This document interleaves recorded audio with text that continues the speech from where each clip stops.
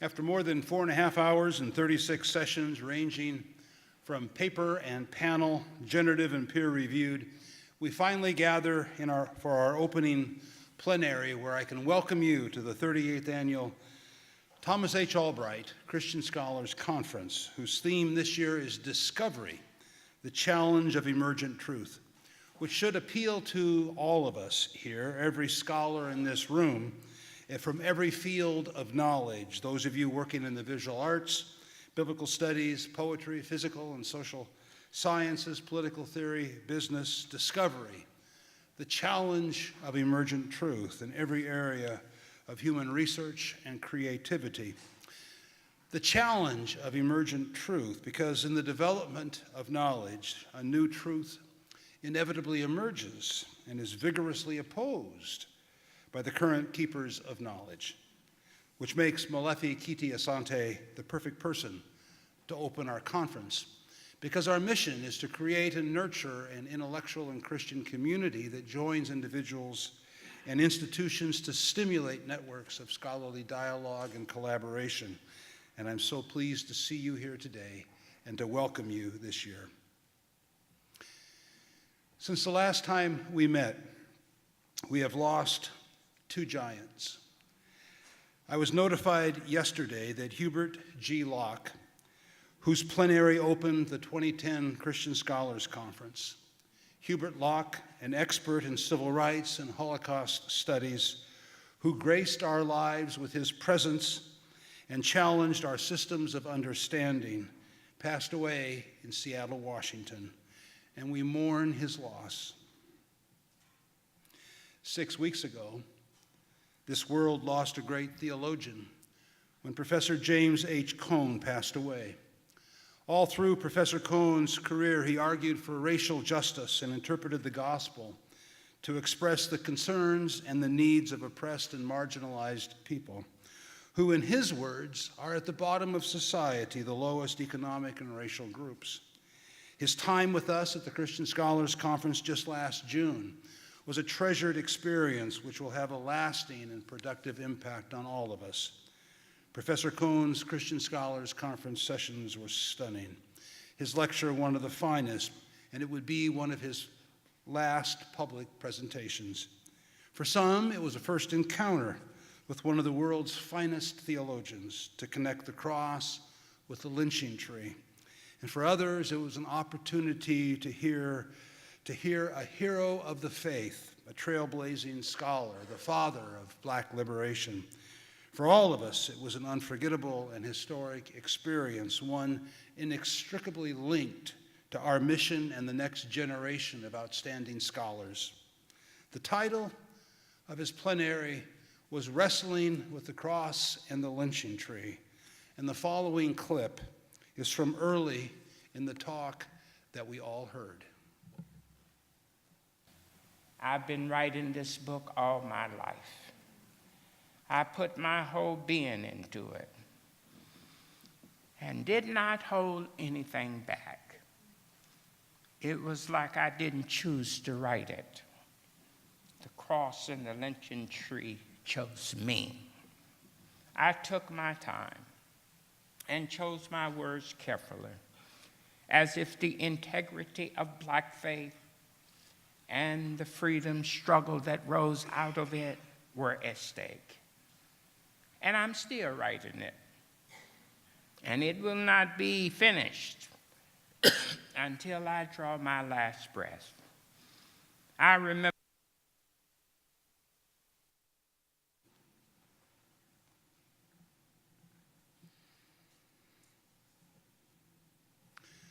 our time on this earth is limited. How did the ancient sage put it? 70 years, or if due to strength, 80. We have been given an opportunity to do meaningful work, to engage at the deepest levels. And that is one reason why our annual conference is such a treasure, large enough to create critical mass to nurture an intellectual and Christian community, and small enough to meaningfully join individuals and institutions while gathering some of the most important thinkers of our day to stimulate networks of scholarly dialogue and collaboration. And so, to welcome you to Lipscomb University, which has been, for the last 3 out of 4 years for more than a decade, the gracious host of the Christian Scholars Conference, is the 17th president of Lipscomb University, whose support and engagement in the conference has enabled all of us to do exceptional work. President Lowry.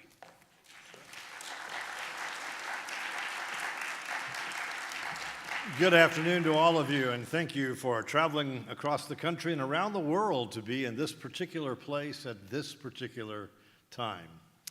I've told this story a number of times on campus, but it has a particular relevance here, I believe. My dad, when he was about 98 years old, kept telling me the same jokes over and over and over again. And he would preface the moment by saying, "Have I told you about?" And I would say, "Yes."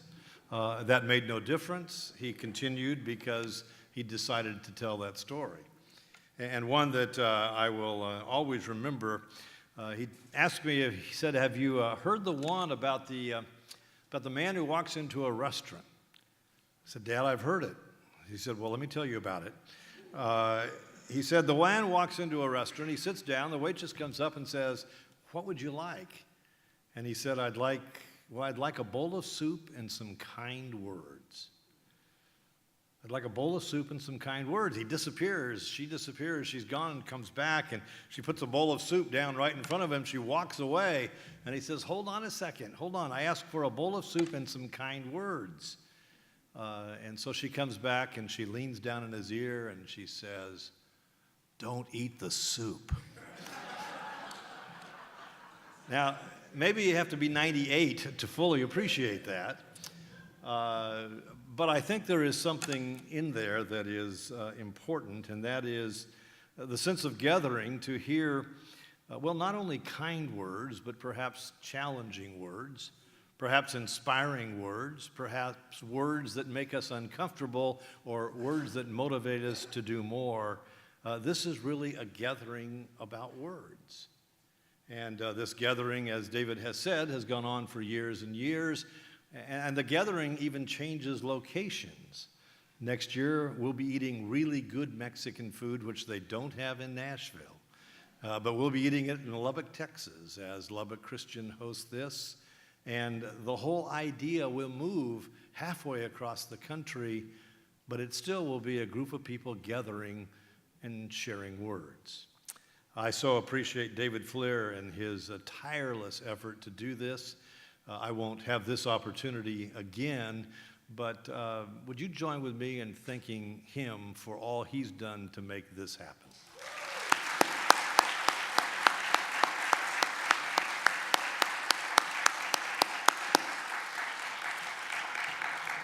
And so in just a few weeks, we'll welcome the next classes to Lipscomb University, and we will do some of it in this room, and I probably will use what is a fresh statement to them, but one that our faculty has heard over and over again, a statement by a Christian business writer who essentially said, "You can't be who you need to be if you remain where you are.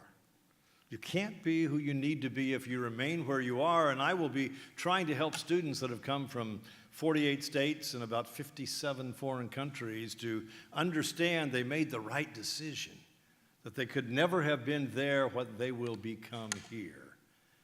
And in a sense, that's true of you as well. As we engage in these conversations and the stimulation and the challenge that's here, well, we never could have been who we will be had we not shared this experience. We are honored that you're here. We want to serve you exceptionally well, and we pray that God will bless our time together.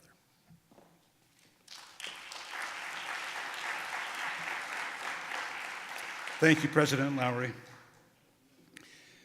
Welcome to the Fred D. Gray Plenary Lecture in Human and Civil Rights. This annual event honors the legacy of Fred Gray by keeping alive his career work, which is to destroy everything segregated and embolden his vision for a just and equitable society through a partnership with the Thomas H. Albright Christian Scholars Conference and Lipscomb University. The Gray Plenary began in 2016 and will continue to feature national and international scholars in racial justice, in civil and human rights, theologians, legal advocates for the poor and the marginalized. The purpose of the lecture is to articulate heuristic trajectories from Gray's corpus of work for academic study and for practical application. Tanya Smith Bryce chairs the Christian Scholars Conference Vibrant Civil Rights section, which creates multiple generative and peer-reviewed sessions with scholarly papers in civil rights, immigration, and societies marginalized. This year, Professor Bryce and her committee strongly endorsed our invitation to Molefi, Kete, Asante. Professor Bryce is dean at Bowie State University in Maryland. She is a Christian Scholars Conference advisory board member. She's an author. She's editor of the book that grew out of conference papers, Reconciliation Reconsidered.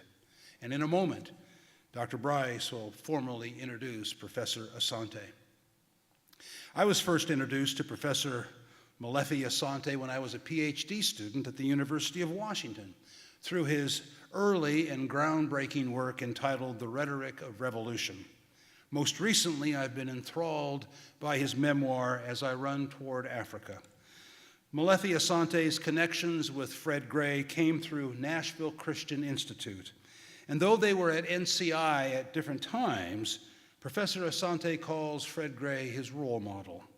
He writes that the Montgomery bus boycott, inaugurated by Martin Luther King Jr., attorney Fred Gray, and others, electrified the black community who had been terrified by laws that promised quick retribution for lack of submission.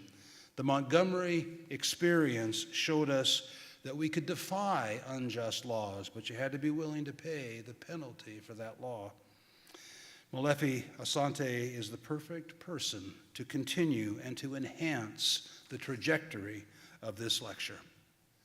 And now at this moment, we have the remarkable opportunity to hear comments from the person for whom this lecture is named, the moral and legal center of the civil rights movement, who continues to practice law in Tuskegee, who embodies the personal principles of justice and racial healing, while he fearlessly exposes pernicious racism wherever he finds it. Attorney Gray is more than an essential figure from our past. He continues to call us to reflect on our common history and to examine the most current events, to the end that we might create and live in a new and better future. Please join me in welcoming Attorney Fred D. Gray.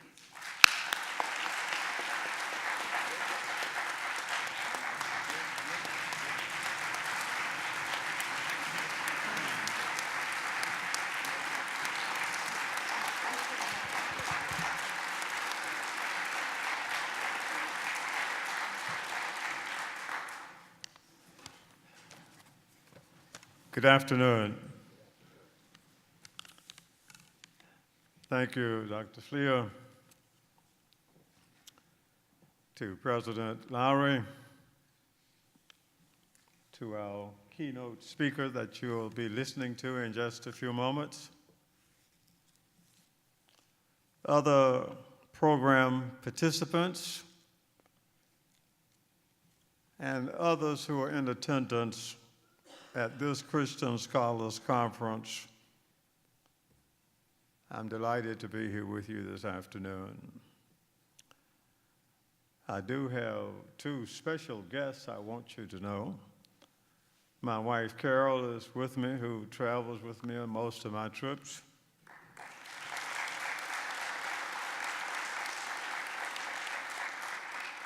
And I have a former client who also is a graduate of the Nashville Christian Institute,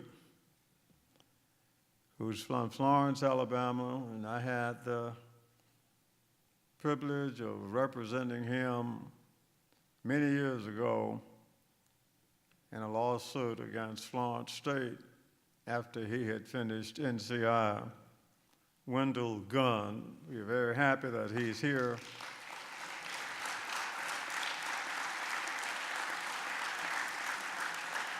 Not only did he desegregate the University of North Alabama, and it was the easiest civil rights case that I've had, but he also has received an honorary doctor's degree from that institution and was their commencement speaker this past, last year, I believe it was. And just recently, they named one of the largest buildings on the campus, the Student Center building, after him. So I'm happy that he's here with us today.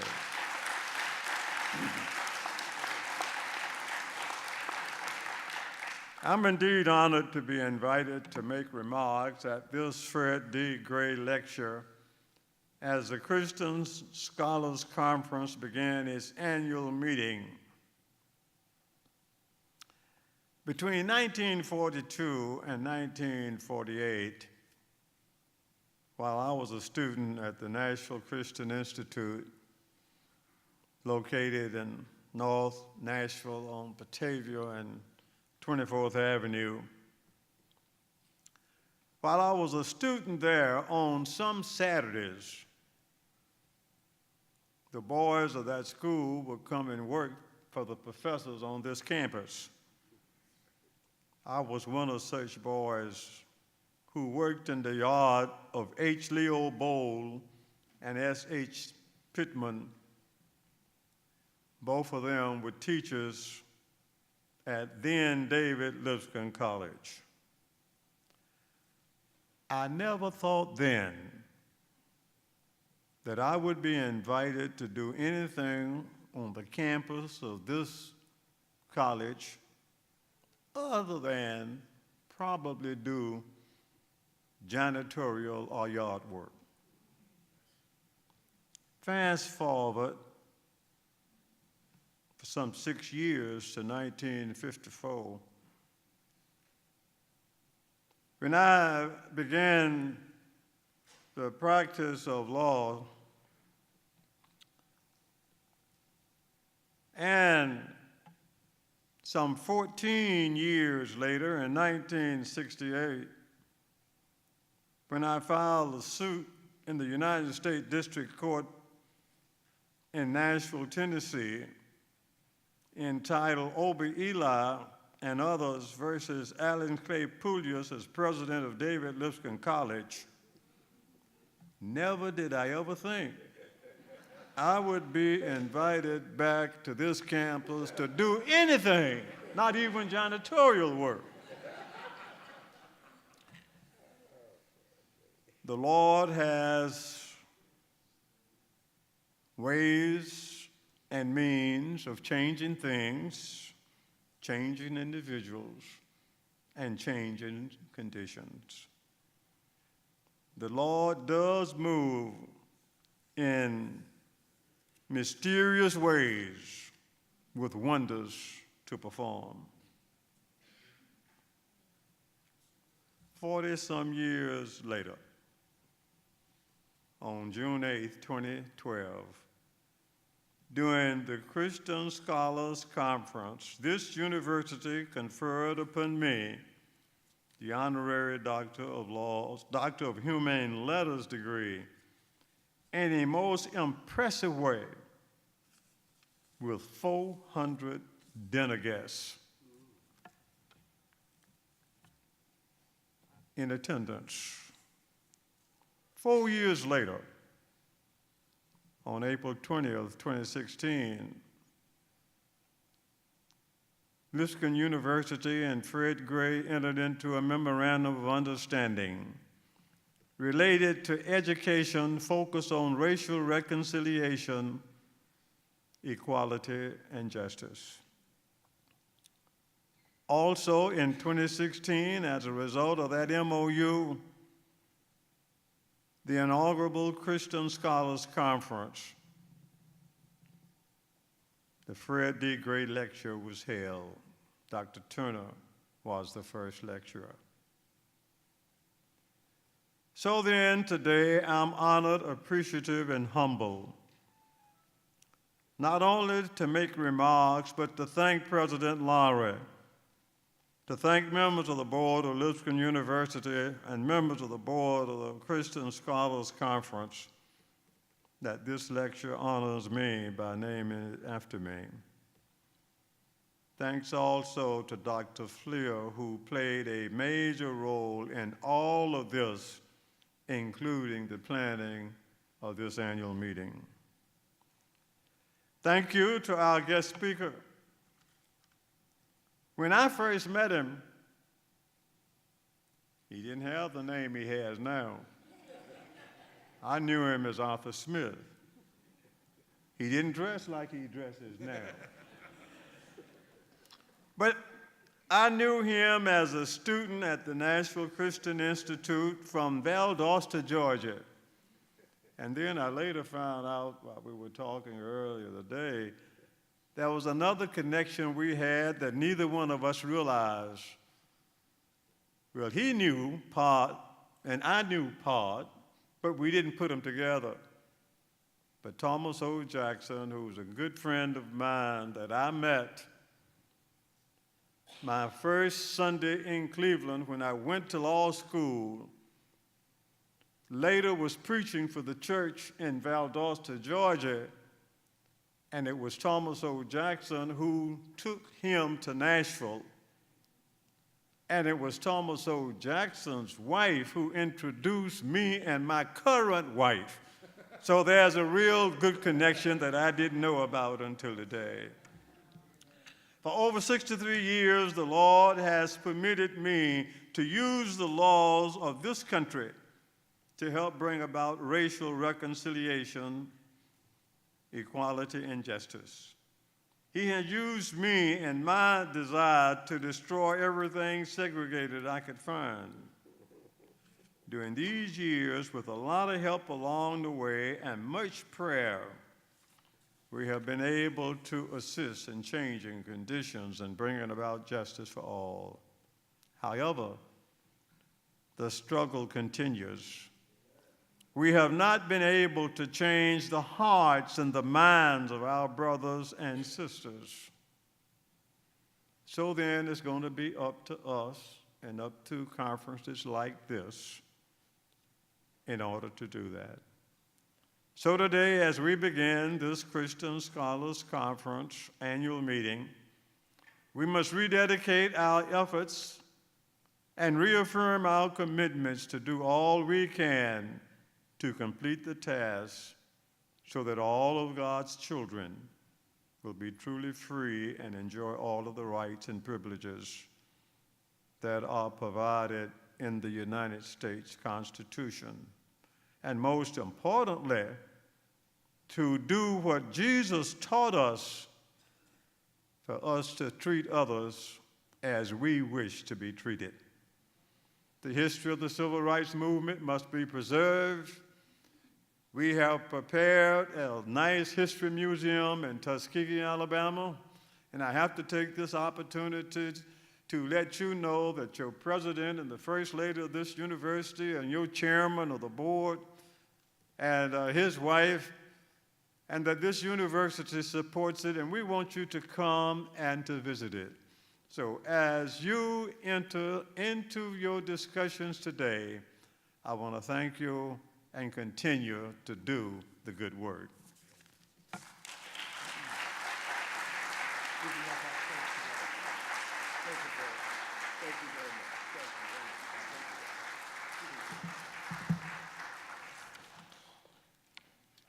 Good afternoon. It is with great excitement and anticipation and humility that I stand before you to introduce Dr. Molefi Kete Asante. He's a product of Churches of Christ, having attended and graduated from the Nashville Christian Institute as salutatorian, Southwestern Christian College, Oklahoma Christian College, which is now Oklahoma Christian University, and Pepperdine. Dr. Asante is regarded as a leading intellectual in communication, African American studies, African studies, and Afrocentricity.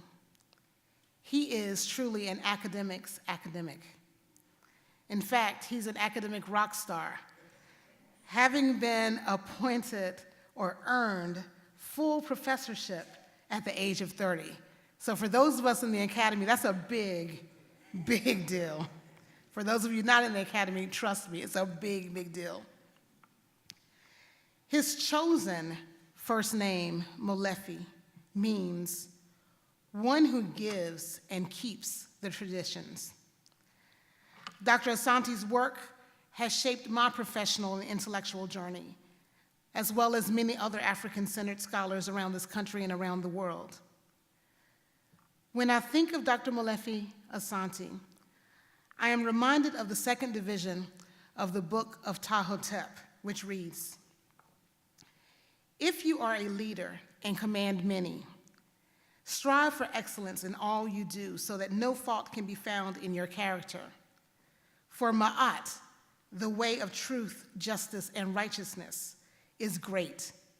Its value is lasting, and it has remained unequaled and unchanged since the time of its creator.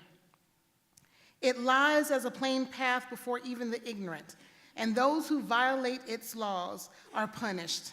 Although wickedness may gain wealth, wrongdoing has never brought its wares to a safe port. In the end, it is Ma'at, the way of truth, justice, and righteousness, that endures and enables the upright to say, 'It is the legacy of my father and mother.'" I introduce to some and present to others Dr. Molefi Asante.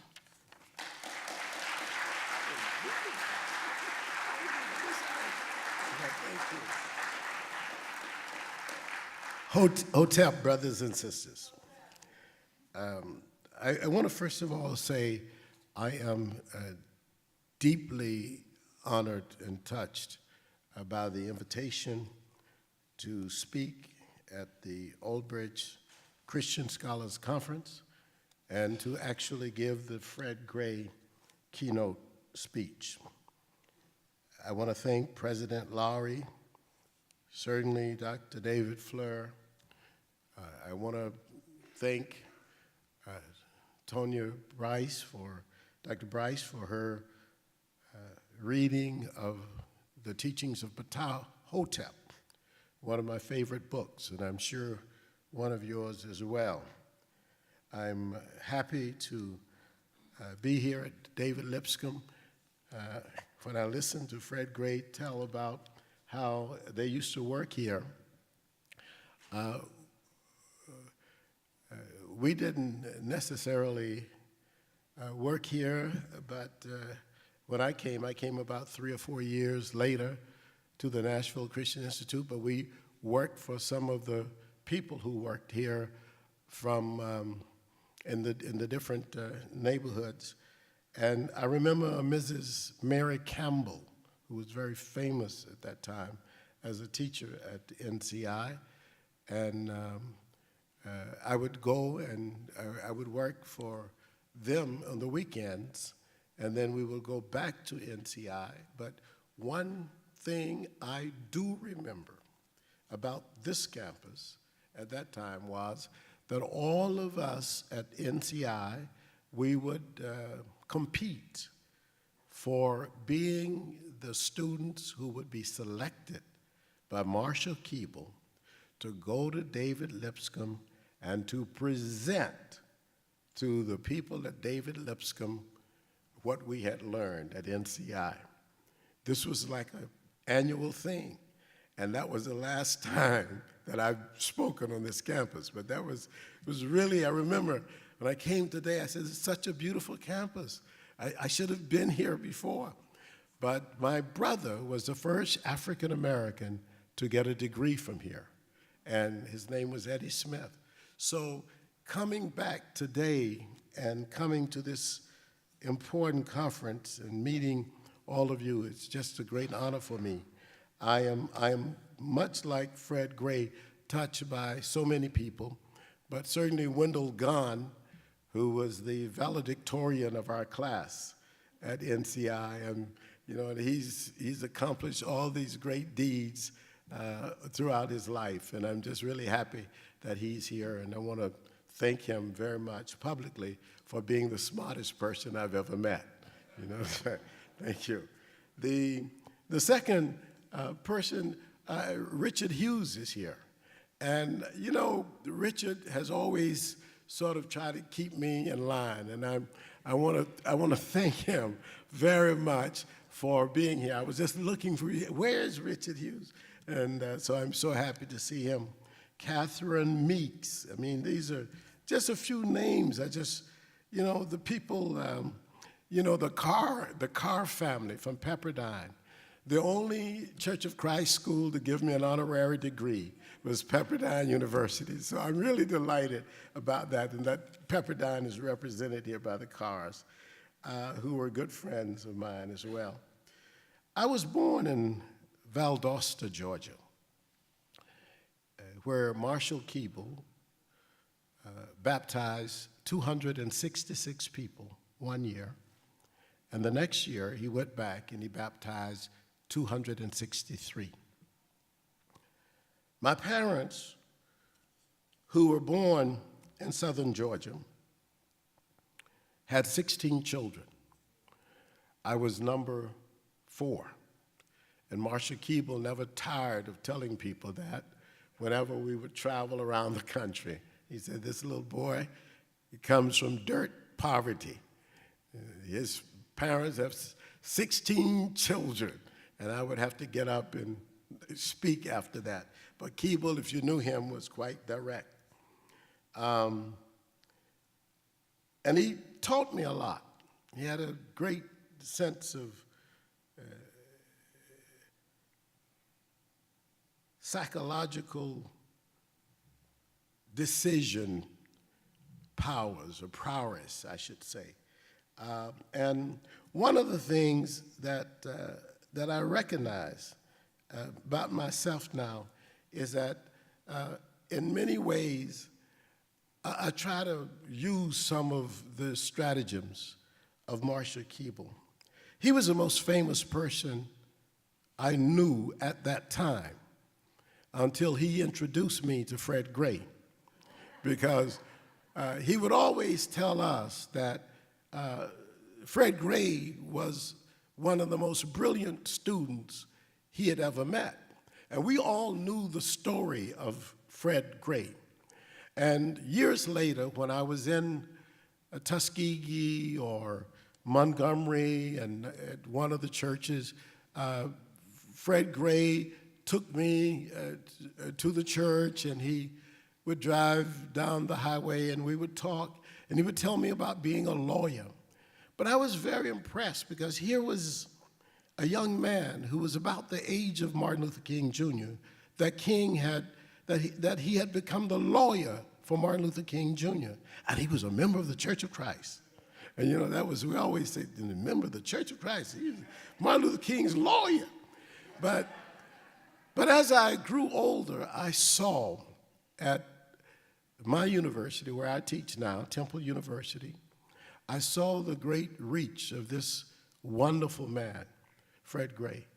And I told him today, I don't think he's ever seen it, but you walk into law school, and one of the largest paintings that they have is a painting of Fred Gray. And I just want to say that we have to get you up there to see that, Attorney Gray.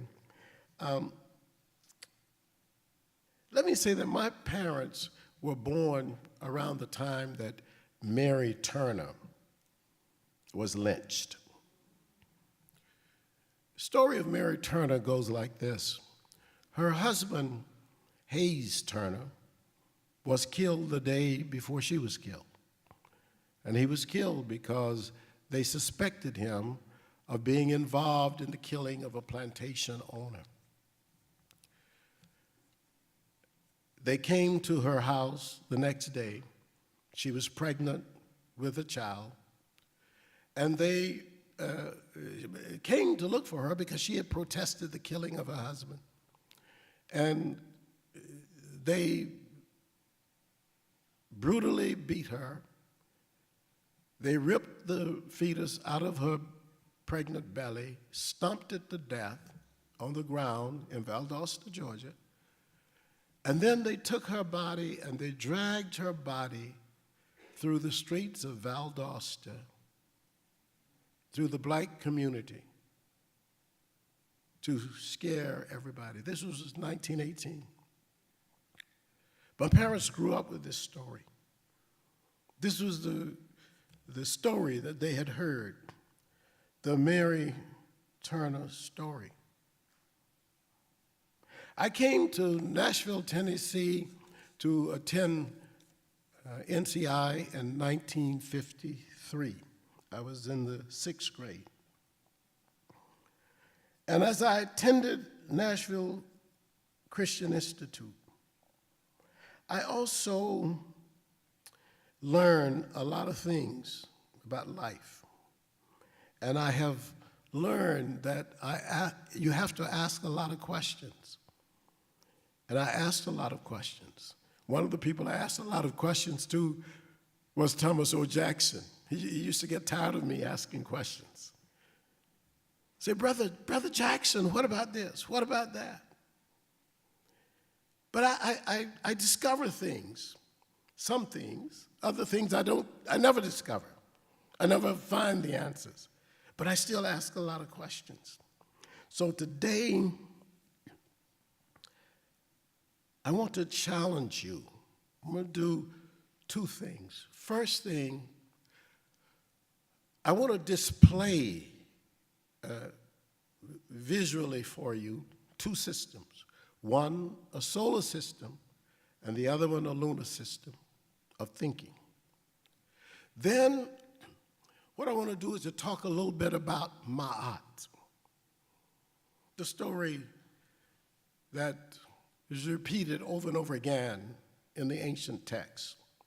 And in all of these, you will see my own development and growth, but you will also see how justice is interpreted and how justice can be understood.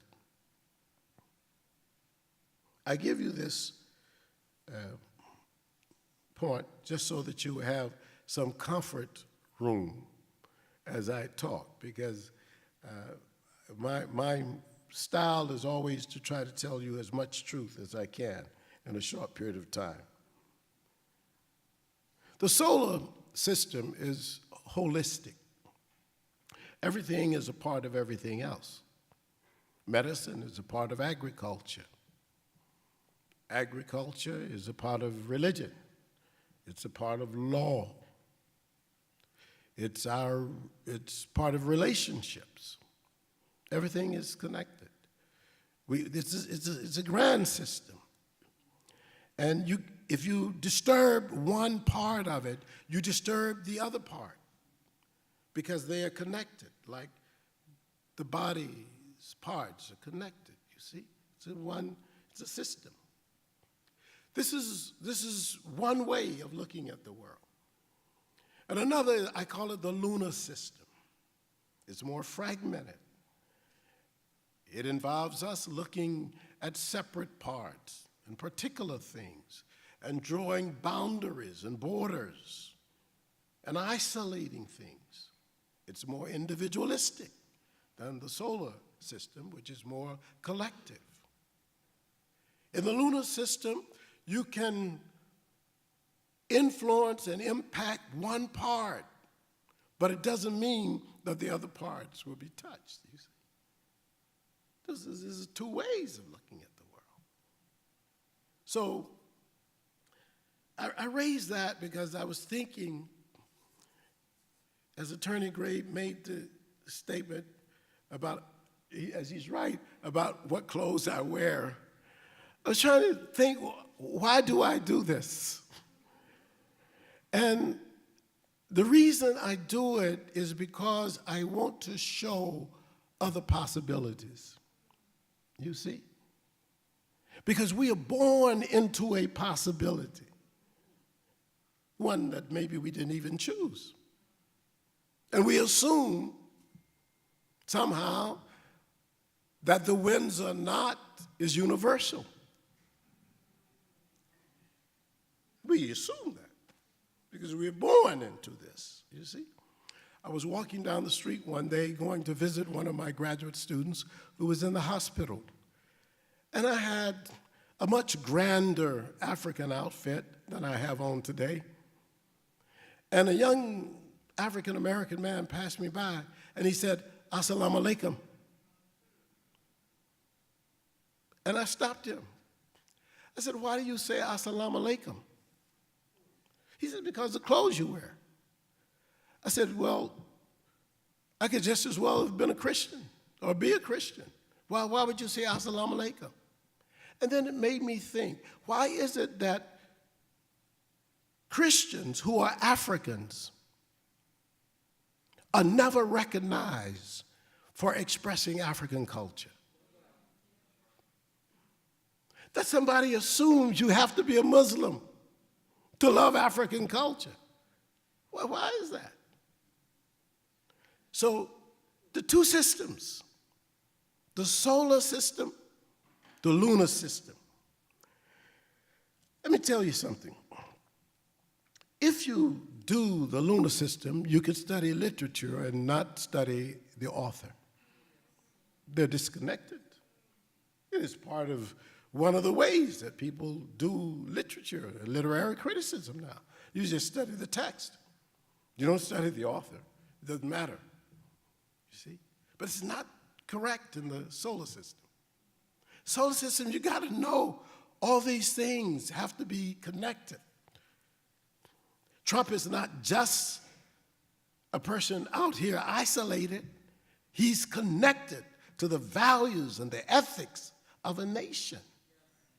You have a solar system. That's why in the old solar system, they used to say, as the king goes, so goes the nation. And among some people, when they thought that the king was not doing well, they said, it's time for you to go to your village. This is what they would say, you see. So Plato writes about something that was old even when he wrote about it. And I want to tell you what he writes about, and it's also in the ancient texts of ancient Egypt. He tells a story that was about the creation of the universe. And that the universe was created, and remember, Plato lives around the 4th century BC, around, say, 390 years before Christ. So Plato lives and writes, and Plato says that when God Almighty, whose name was called Ra, or Amen, or Atum, or Ptah, when God created the universe, God stepped on a mound in a watery Nun, and either through his words or through his semen, he created everything. That's the beginning of the creation. Plato's telling this story. So the first creation was Shu, which is air. The second creation was Tefnut, which is moisture. And then Almighty Ra created Geb, the earth, and Nut, the sky, and created 4 terrestrial beings: Alsa, Alset, Nebhet, and Set. The Greeks later called these Osiris, Isis, Nephthys, and Seth. These are 4 human beings created. This is a solar model created thousands of years ago. Set kills his brother, Osa. That is, Set kills Osiris. and he scatters his body in 14 parts over the earth. Isis, or Set, looks for her brother's body, along with her sister Nebhet. And of course, she's pregnant. And she has a child who is called Horus, or Heru in the ancient African text. And along with Heru and Nebhet, they look all over the earth for the parts of the body of Osiris. They find the 14 pieces, everything except the phallus. And then they stand him on the shores of the Nile River. They give him a wooden phallus, and they call him the Lord of the Resurrection. This was a story of creation that lasted for more than 3,000 years.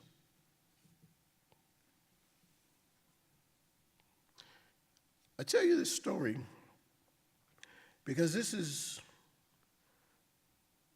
2,600 years before Homer, 2,600 years before there was a Greek civilization. It was only later that the Greeks changed these names, Osar to Osiris, and so on. But 2,600 years before Homer and the Iliad and the Odyssey, this is what the people believed about the creation. This was 3,400 years before Jesus saved people. 3,400 years before Jesus saved people. This was 3,000 years before Buddha taught anything. It was 4,000 years before Muhammad. So, the solar system was a part of history. But the interesting thing about it is that it had been born in Africa. I didn't know this when I was growing up in Valdosta, nor did I know it when I was attending NCI. I had no understanding of this. Nobody ever taught me anything like this. God had been born in Africa. Since no one earlier than the Africans named God. The Almighty Creator was first named on the continent of Africa. I didn't know that before. It took me study to learn this. You see, I had to discover this. And if you believe a little bit in science, you know that Homo sapiens are first discovered in Africa 300,000 years ago. Approximately, from East Africa all the way to Morocco, we find the remains of Homo sapiens. That's modern human beings. Nowhere else on the earth do you find this. 3/4 of all the time of Homo sapiens, there are 7 billion of us. 3/4 of all that time was spent on the continent of Africa. We're all Africans here. That's where we come from. 3/4 of our time. The migration started, not the Neanderthalian migration, the Homo sapien migration, 70,000 years ago. But we were already here 300,000 years ago as Homo sapiens. I give you this view because Ma'at is the oldest spiritual concept we know of. And this is why Ptahhotep, in the book that was read by Dr. Bryce, is so important because it's the oldest book in the world. Now people can Google that, If I said, just Google it, oldest book in the world. The Teachings of Ptahhotep, written around 2,700 years before Christ. And the teaching of Ptahhotep was about justice. That's what it was about. But when the Creator creates the universe and everything in it, the only entity that was with God was Ma'at. Nothing else. Ma'at. Now, what is this Ma'at? There are many books written on Ma'at. The best one is the Ma'at, The Moral Idea in Ancient Egypt by Maulana Karenga. But there are many other books on Ma'at. Ma'at is translated into English as truth, as righteousness, as justice, as order, as balance, as harmony, and as reciprocity. So these 7 English concepts are often used when people see the word Ma'at in the ancient African language. They often call it justice, they often call it order, balance, harmony, and so forth. Reciprocity. That's what the text is talking about. Because these are the foundation principles of human relationships. These are basic to human relationships, you see. So if we look at the fact that God is therefore creating, and these are the concepts along with God, then what we know is that the only way that these concepts can advance us is that we use them in our own lives, where good outweighs evil. You know, we talk about the scale of justice. Where do we get this idea from? The scale of justice. It's an African idea. It's not a Western idea. It's in the West. It's used in the West. But the scale of justice comes from the most ancient understandings of judgment, where your heart is placed on the scale and a feather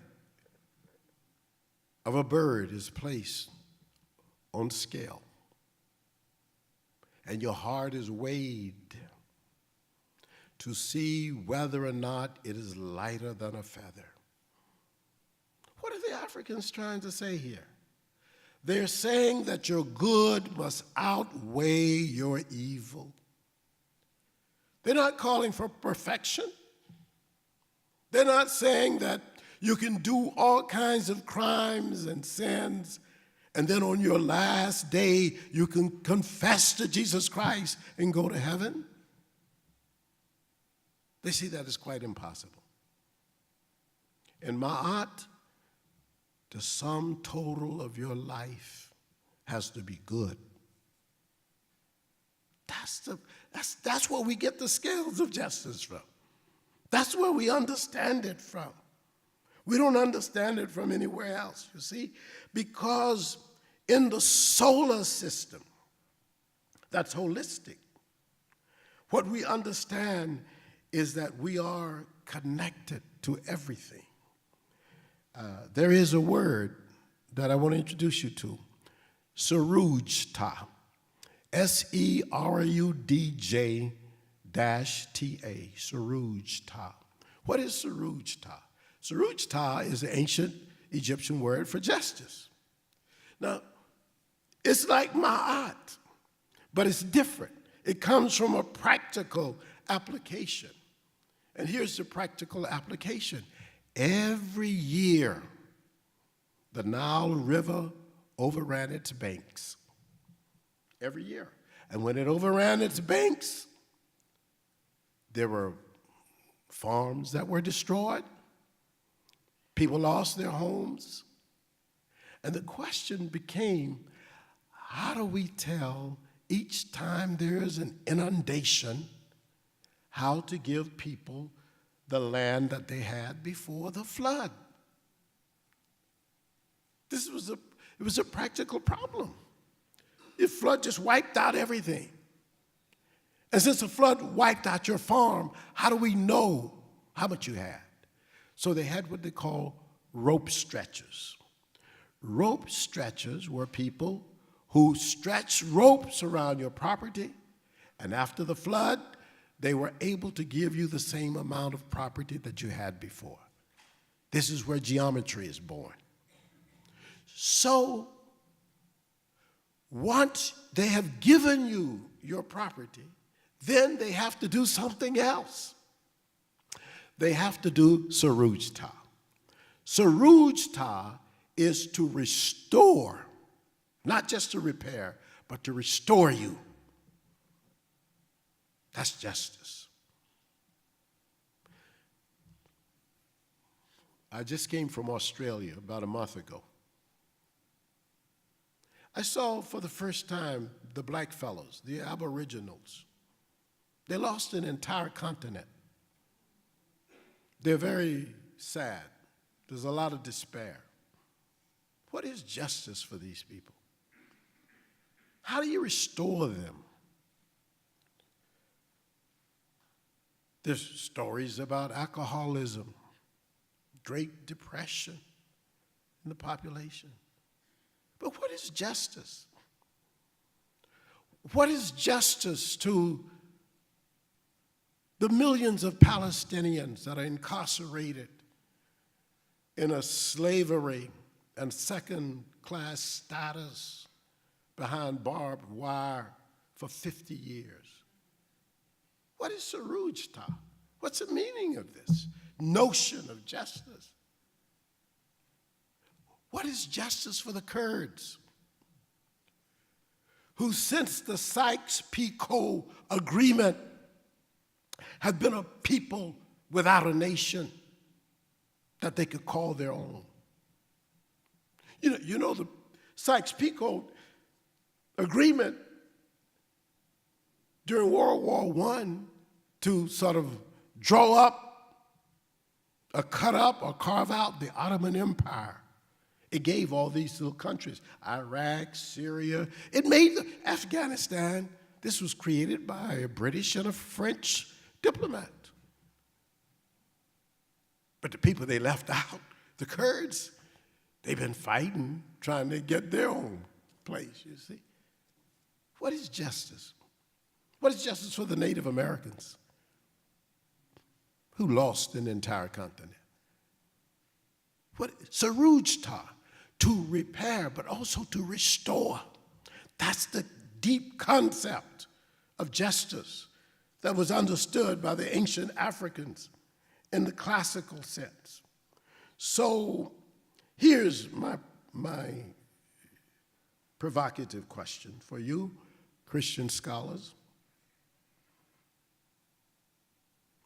What does it take when we talk about, is it possible to create God?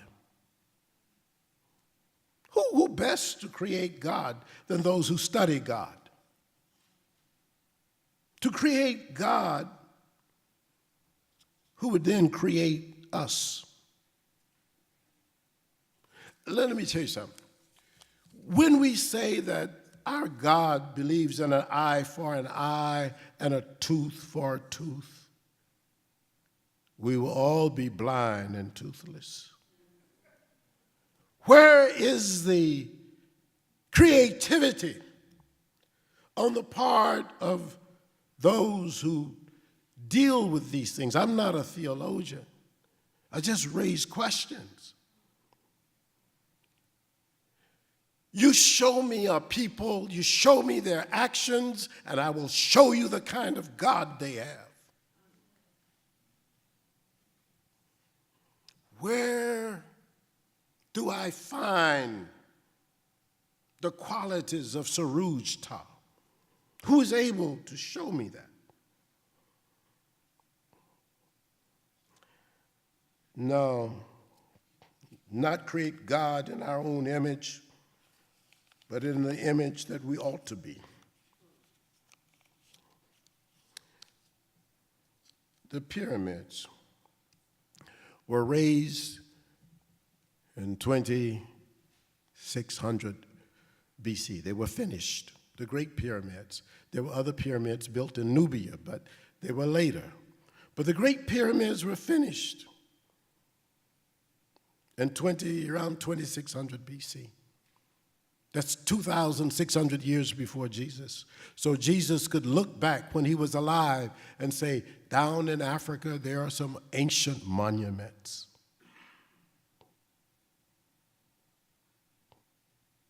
They were old. They had been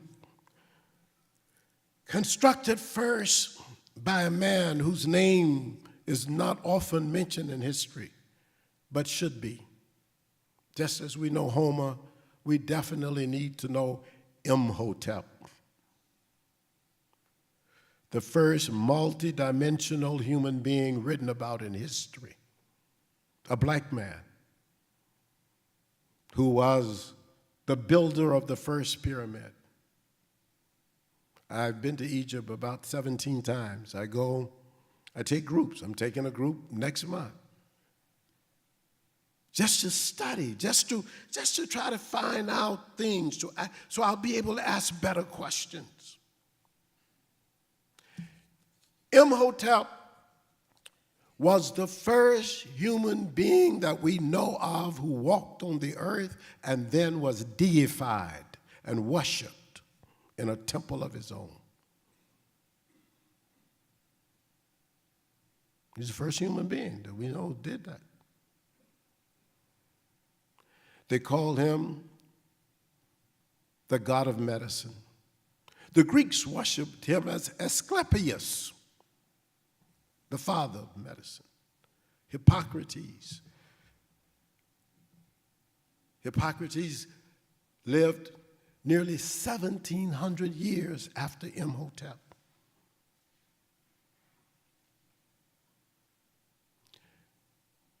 Look at this. If you say the pyramids were finished in 2600 BC, when do we then hear of any other civilization? Already along the Nile, they're raising these pyramids.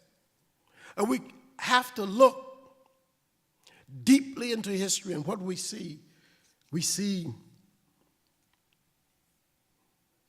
the Iliad, divine muse, speak to me of the roused wrath of Achilles, Peleus' son, of how he caused 10,000 Greeks to lose their souls and their bodies to be eaten by the birds. You know, we study that in school. But this is late. So I raise questions. Because for me, divinity, that is the key to divinity, is in creativity. Because it's the closest to the Creator. When we paint, we write a poem, we sing, when we establish relationships, when we demonstrate some ability, some sense that we are capable of being who we ought to be, then, only then, are we approaching the divine. You can't do that alone. There is no history, at least in an African sense, there's no history of a person being a hermit and somehow finding God. You find God by going into people, by being with people, not withdrawing from them. That's a system. So part of what I think scholars ought to be dealing with is the devolution of the solar system of thinking. When did it devolve and why?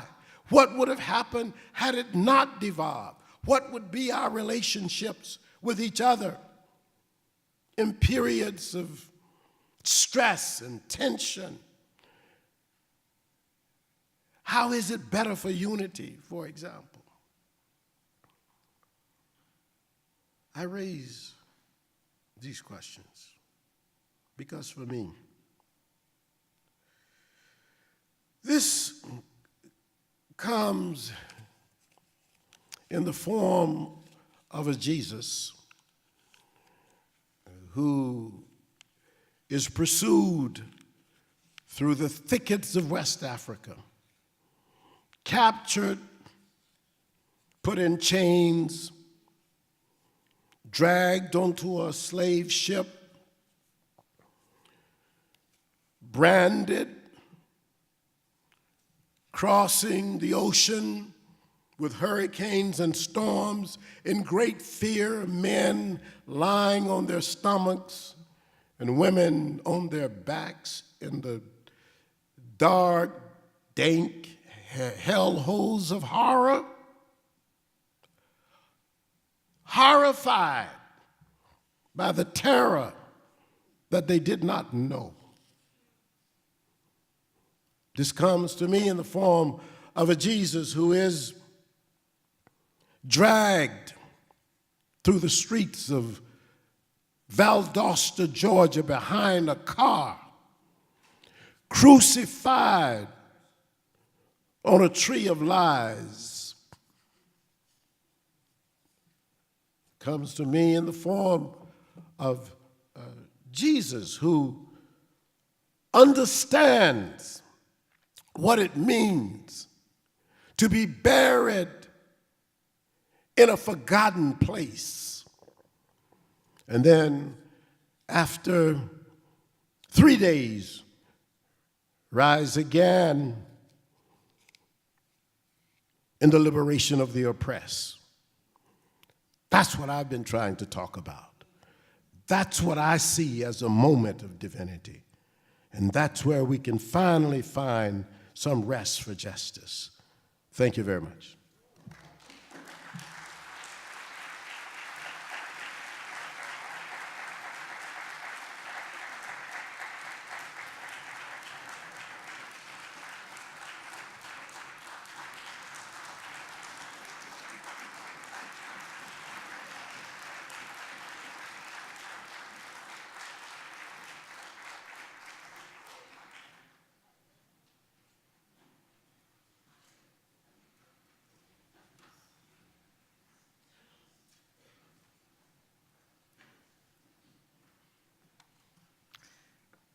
Thank you so very much, Dr. Molefi Asante. Can you give him another round of applause, please?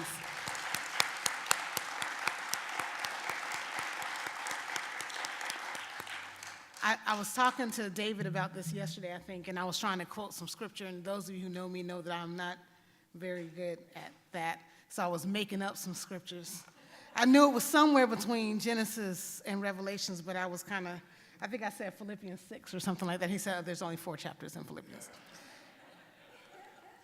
But I want to just leave you with this, Philippians 4, verses 8 through 9, verses 8 and 9. Finally, brothers and sisters, whatever is true, whatever is noble, whatever is right, whatever is pure, whatever is lovely, whatever is admirable, if anything is excellent or praiseworthy, think about such things. Whatever you have learned or received or heard from me or seen in me, put it into practice, and the God of peace will be with you. I am asking that you've heard some truth. You've heard righteousness and justice and mercy, and you've heard the principles of Ma'at. What I'm asking is that you put those practices, you put those principles into practice and learn from them. Ashe.